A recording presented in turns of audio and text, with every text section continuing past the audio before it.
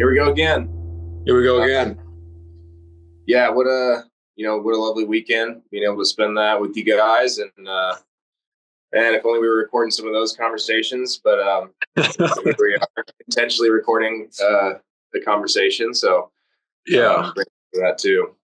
Yeah. It's funny you say that because, like, it's one of the biggest reasons we kind of started this space with you is because, like, the amount of times, man, it would have been so cool to be able to record the conversations that we've had or I've had with, like, so many other people. And so it's like, I knew that that couldn't really happen because a lot of people just wouldn't feel comfortable with me pulling out a camera and wouldn't really be able to still connect and express themselves in the way that they normally do. And so this is the space that I created with you, and that had a big influence, man. Just having those conversations like we did this weekend is huge influence as to why we're doing this. So yeah. Yeah, and I was just listening to our last conversation. It was super cool how we dove into the reprogramming tools. Meditation and the emotional guidance system, repetition, the peak experiences, and then connecting to your heart. I thought a lot of good stuff in there. And over the past couple of weeks, you've referenced the ego, and so I think that's something that I think is an interesting topic for a lot of people. It's once again a lot of these things we talk about sort of get thrown around quite a bit, and so I think it's important to kind of define them very intentionally. So Yeah. Yeah, for sure. So the ego is cool, dude. And I'm really excited to share like about it and how my relationship with it has changed in my life. And so let's start off with like what the ego is. So the word just gets thrown around a lot in these circles, right?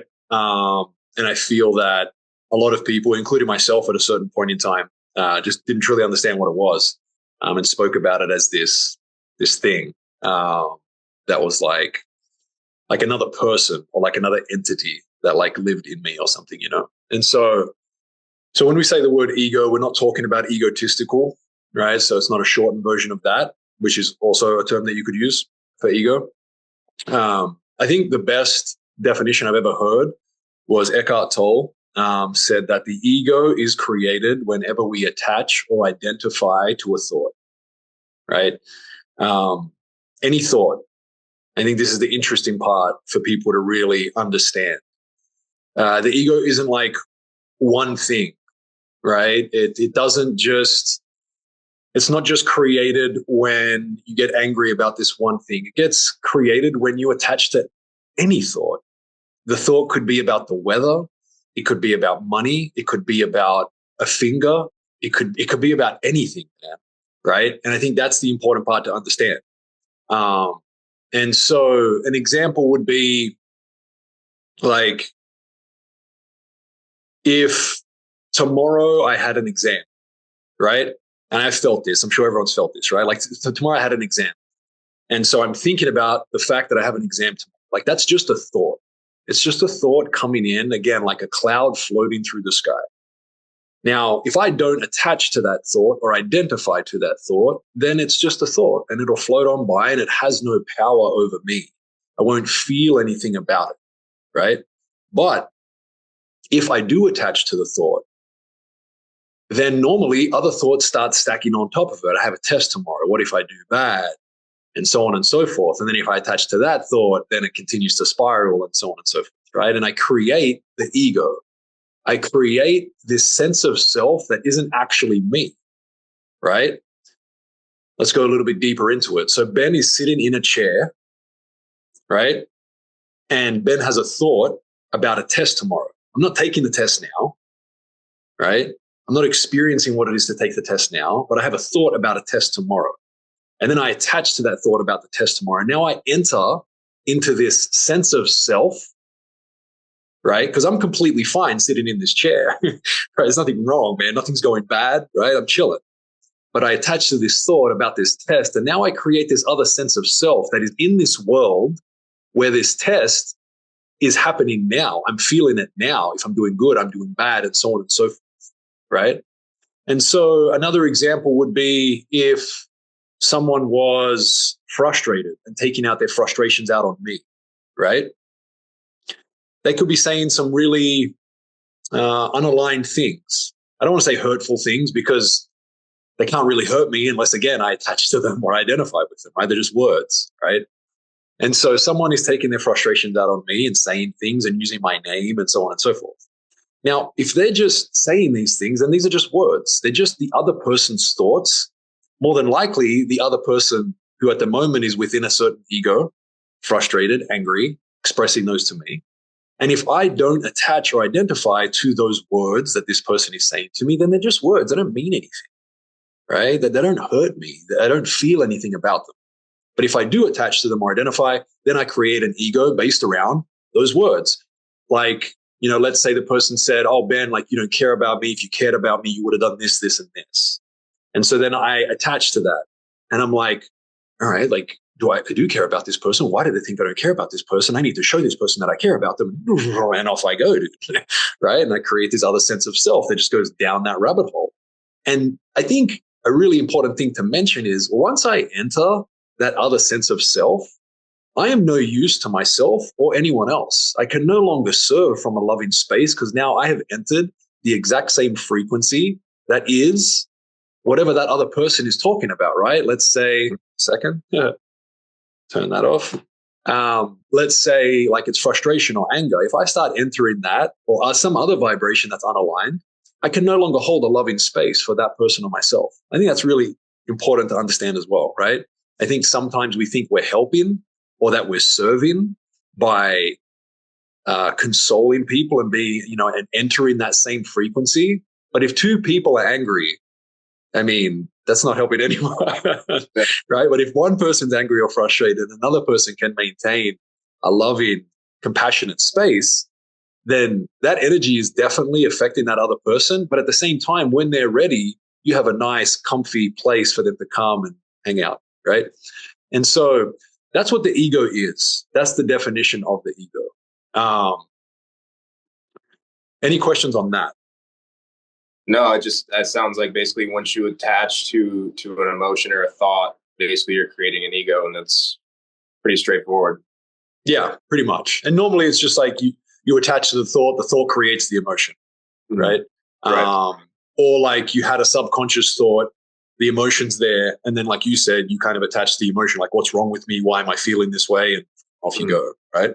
And so that's that. The next thing would be to kind of share like a bit of my journey with the ego, because I think it'd be super helpful because this is something I've witnessed with everyone. I think we all pretty much go on the same journey, and we just experience it in different ways, right? So I became aware, and then I became aware of my programs, aka slipping into certain different egos based on thoughts and stuff, right? And what happened was at first I started to view the ego as my enemy, right? Like this thing that I didn't want to be, and this thing that I wanted to get away from, and this thing that I didn't like. And as you can imagine, that just created resistance, right? Which didn't help me in any way to dissipate the ego, didn't help me to reprogram. If anything, I just went deeper into it because I was just creating more and more resistance, right? And I can understand why I used to feel that way and why other people feel that way. It's because you're witnessing yourself do these things, say these things, feel these things, and you don't like it. And so it's much easier to blame something else, the ego, right, than it is to look in the mirror and take full responsibility for everything that's happened. The power is this. If you blame the ego, you have no power. It's the ego that's doing these things. It's not you, right? But if you realize that the ego is a part of you, like when you create these different egos, like it's a part of you. And so taking full responsibility gives you the power to be able to change this, right? But you can't do it from a place of hate, like hating the ego or thinking it's your enemy. You can only do it from a place of love, right? And so understanding that this part of you is a beautiful part of you that isn't your enemy, it's your guide. it's your teacher, it's your guru, right? How can you possibly know when you're on the path if you don't know when you're off the path, right?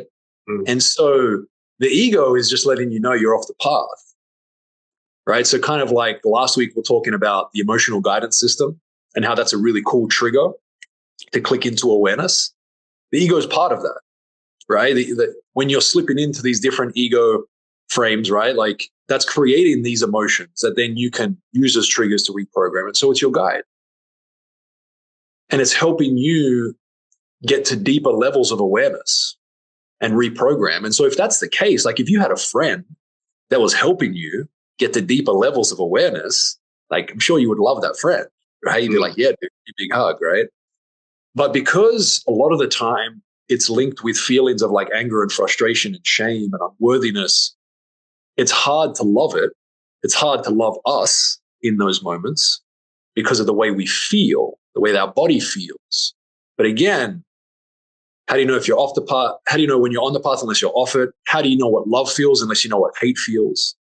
Right? How do you don't know any of it without the other thing? And so starting to be open to the concept and ideas of loving everything, because without the one thing, you wouldn't know what the other thing is. Without the contrast on both ends, we have no idea what's going on, right? Mm.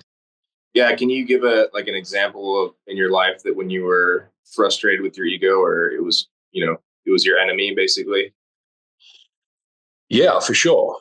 I mean, I feel like a lot of the time, the first thing I think about is like my intimate relationship with Kat, right? Because it's like because I love this person so much and I'm around them all the time, and so I want to express love to them, right? And so like I'd notice myself doing the opposite and like raising my voice at her angrily and frustrated and stuff like this, and then I would come into awareness. So like all these things are happening like subconsciously, right?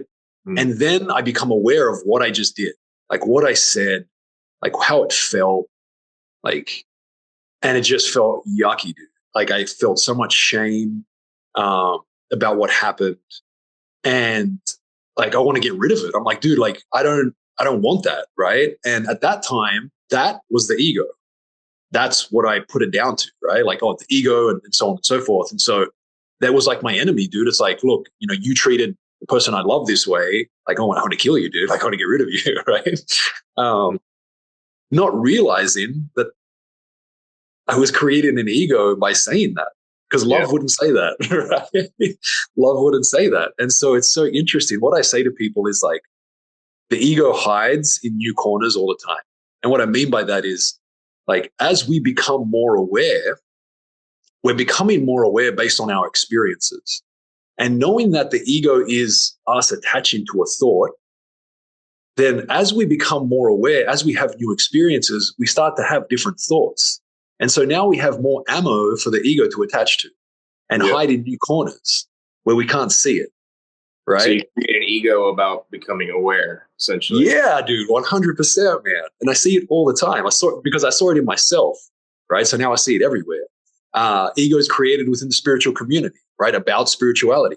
Dude, I meditated 20 times today. Look at me and all these different things, right? Like it just gets created all the time. And it's so cool and funny. It's not a bad thing. I don't say it. I'm not mocking people. It's funny, dude. I'm laughing about it, right? Because it's like, I did it. I said it. I felt it. I get it, right? And so it has all these new corners to hide in, and it's a fun game finding it all the time, right? Be like, oh, look at you, dude. You just, wow, didn't see you. But yeah, man, like with Kat all the time, dude, I would notice it the most. Other times that I would notice it, dude, is like something I tried to bring a lot of like awareness to is like, am I being like really authentic in this moment, right? Like I used to notice myself like doing things because I knew that I would get praise for them, or doing things because I knew that like the other person like would appreciate it, right? And I'm not saying there's anything wrong with that. Again, it's just that's not where I wanted to come from. I wanted to do things because like I wanted to serve, dude. I just wanted to serve regardless of what I got back, regardless of what someone said or didn't say, so on and so forth, right? I just wanted to serve. And so I would realize that, I would attach to certain thoughts within that realm, right? Of like, oh yeah, I'm going to go do this thing. And then I would realize that like a part of me was attaching to this idea of like, when I do this thing, I'm excited for the person to tell me this, or like, hopefully I get this, or so on and so forth. That was another thing, man. I was like, I wanted to get rid of, dude. I didn't like that. Um, Yeah, I can definitely relate. I mean, you do all these things, and part of you wants to. Well, Dan's a good friend, so Dan's reliable, and that's yes. like the ego coming out, and so then you're doing these things, and although they might be perceived as like good things or serving things, serving other people, Yeah. really you're just serving your ego because you're expecting Yes. something in return. Correct. And I'm really glad you brought that up, right? Because like, yes, like we define the ego as attaching to any thought, but also understand that like the thoughts we attach to the most, like we start to create our personal reality, our personality, right? So Mm-hmm. like Dan's a good friend. How many times has that been said? How many times have you thought that? How many times have you attached to that? Right. And so then we start to create programs. We start to create other identities is the best way to put it. And I think about it like a mask. Like imagine walking into your room, dude, and opening up like a walk-in closet and you have all these masks, Mm-hmm. like just this sick array of masks. And every single mask like is a different identity. So like Dan walks in and he's like, oh, Dan's a good friend. Go pick up the Dan's a good friend mask, throw that on, dude. Off I go. Right. And now you are within that ego of Dan's a good friend. Right. And we all have this. We all do this. Right. The fun part is bringing awareness to it. Right. And not shaming yourself, not, blaming yourself or being frustrated about it. Right. But just realizing what it is and if it feels truly aligned for you. And if it does, great. And if not, great. Explore it more. But yeah, there's like, I don't want to say the random egos, but there's the everyday egos that happen here and there with random thoughts. And then there's the programmed egos that we've just thought about and attached to so many times that it's part of the subconscious now. Mm-hmm. Um, any questions, anything on that? No, I think it's a super interesting concept, and sort of what comes to mind, and this might be kind of coming from left field, but the how people if like multilingual, if they speak multiple languages, they could have like different personalities. Like so if I'm bilingual, for example, so when I speak Spanish, I could have a different personality, or it's been shown that I have a different personality when I speak Spanish that when I speak English. That just came up for me when you were talking about putting the different masks on. I thought it was interesting. When you like expand on that more, like when you say personality, like what do you mean? Like you say different things, you act like the way you say it is different. Your Gotcha. cadence is obviously different. Gotcha. The things you talk about is different. You even like the way you view the world is almost different in a lot of ways. Yeah. Yeah, for sure. Yeah, exactly. It's it, and that's another thing, right? Like even those identities, like those masks, for example, like we could even view those as like not us. Like it's really easy to view those as not us. And it's just like one of the most healing things that we can do as individuals is realize that it's all us, right? It's all us. It's all a part of us. It all has a serving purpose, right? They're all our teachers. They're all our gurus. If we can just love them, appreciate them, and be open to them for what they're trying to teach us, that is the way for us to like heal them, right? And ultimately, that's why I feel like our ego is here, right? Like the reason that we create it, it's to heal us, man. Like it's one of our greatest teachers, and if we can realize that it's here to heal us, then it's much easier to love it. And if we can love it more, then it's just going to serve us. Like, it's not going to serve us more because it's always serving us, but we're going to be able to use it, and it'll serve us much more by us using it, right, as our teacher rather than our enemy, kind of thing. And so, another thing that comes up for me is like that I see all the time within myself and within others is like, if we can't love our ego, how are we supposed to love anyone else's?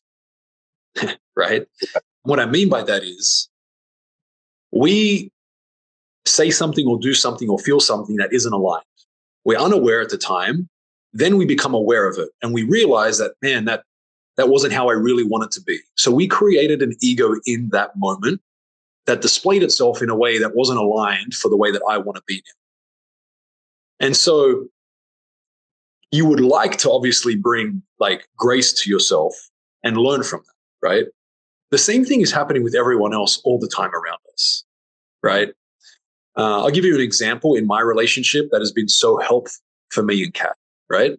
Like we we said this to ourselves and to each other, and we consistently remind ourselves through our relationship.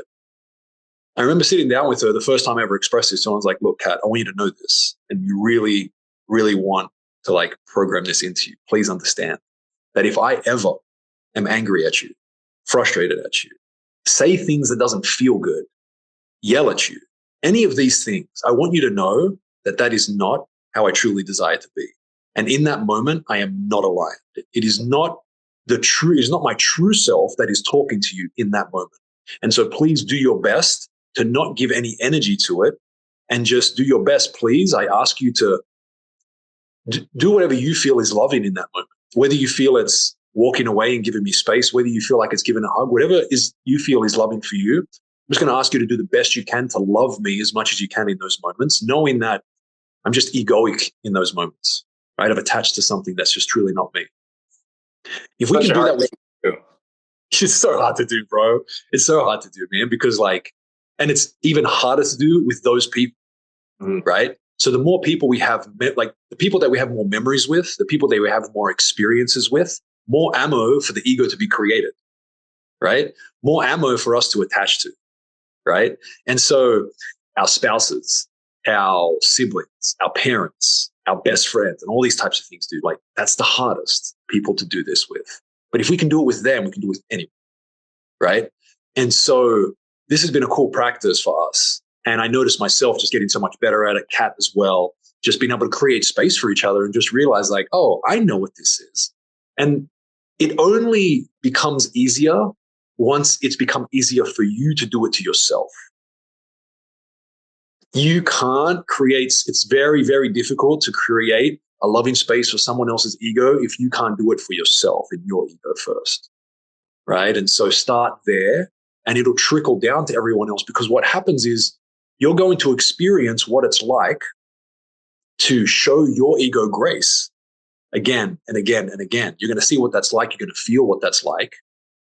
And then you're going to see it that much more in everyone else. You can't not see other people's egos once you've identified yours, and you're very, very good at identifying yours. You're going to be able to identify everyone else's all the time, right? And when you do that, once you've done it with yourself and you've shown yourself grace, it's going to become so much easier to show them grace as well. And so always start with the self. That doesn't mean you shouldn't try to do it with others as well. Yeah, do it all, man. Do it all, right? But yeah, start with the self for sure. Yeah, I think it's huge, that concept of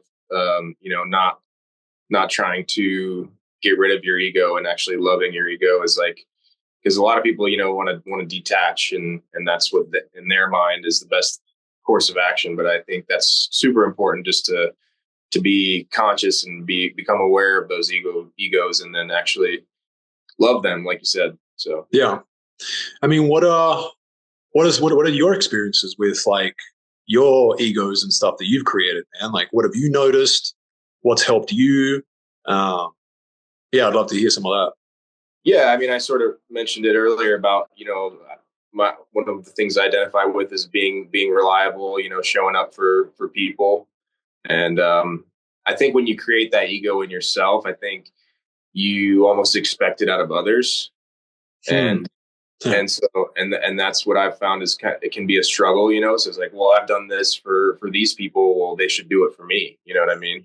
And then just becoming aware of that program, and that that's not true love, is when you're expecting something back, right? That's huge, dude. That's huge, man. Wow. Yeah, that's such a good point. 100%. It's so interesting how we pretty much create our own world. And because our ego is part of that world and our ego is created through us identifying and attaching to things, we automatically start to view those things as good or bad, right or wrong, right? Mhm. Like what you were talking about, like being a good friend or doing these things. Like if you were a good friend, you would do these things because I do those things. And that's what I've defined as being a good friend, right? And so we start to create, man, these like ideas of right, wrong, good and bad, and all these different things. And then we project them, of course, because that's what we do when we're unaligned and within like certain egoic states. Dude, such a good point, man. Yeah, 100%. Something really cool for us to bring into our awareness, like when we're projecting onto other people what we think is good or bad, right or wrong, and expecting that, yeah, dude, creating expectations for others, creating expectations for ourselves, dude, never goes well, right?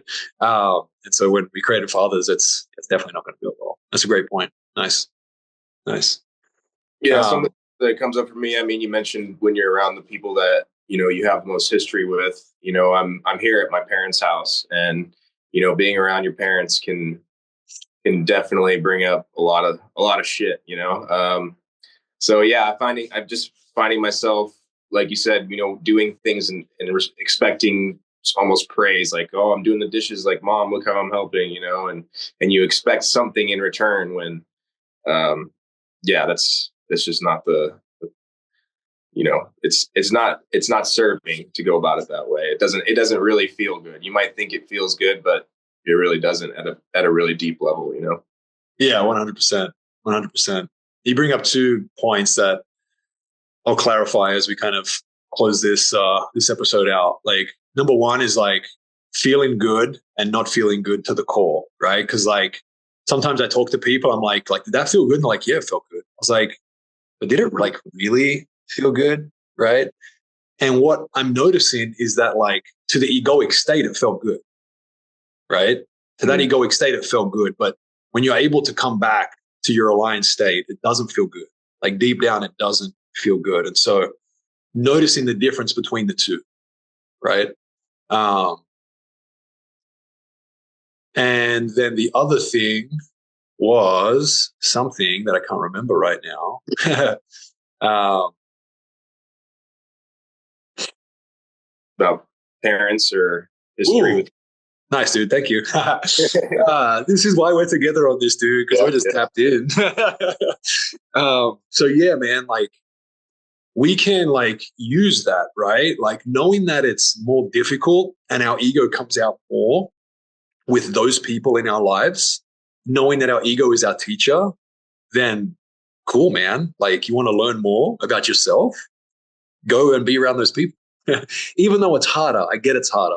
And so it's up to you to decide like how much you want to do that, right? Like when you're just, it's too much and it's overwhelming. So you kind of give yourself some space. But when you're ready, step in, dude, step all the way in with those people, your parents and your spouses and so on and so forth. And observe and learn about yourself and what comes up for you.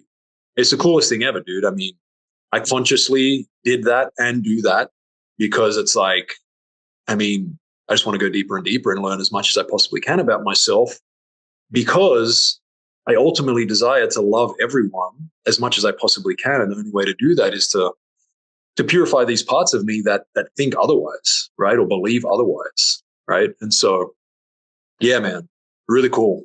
Really, really cool. Um, is there anything else you wanted to touch on or express or anything like that? um I think I'm good. I think we covered a lot. Cool. Sweet. Awesome. All right. Well, appreciate it. Thanks for listening, guys. And see you next week. All right, brother. Sweet.